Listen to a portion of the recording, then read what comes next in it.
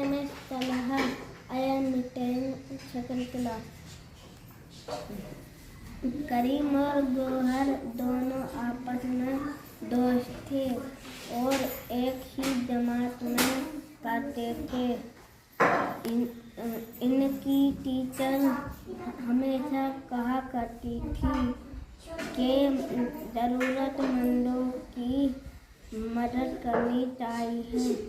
एक दिन वो बाग में गेंद से खेल रहे थे कि इनकी नज़र एक कुत्ते पर पड़ी जो सड़क पर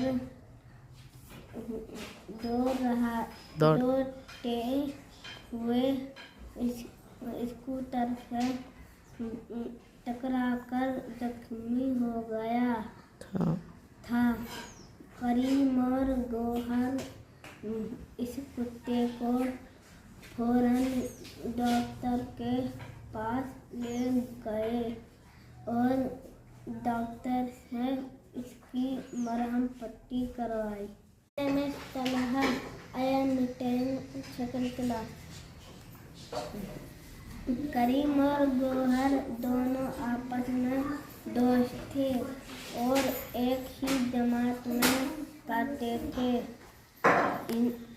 इनकी टीचर हमेशा कहा करती थी कि ज़रूरतमंदों की मदद करनी चाहिए। एक दिन वो बाग में गेंद से खेल रहे थे कि इनकी नज़र एक कुत्ते पर पड़ी जो सड़क पर दौड़ते हुए स्कूटर से टकराकर जख्मी हो गया था।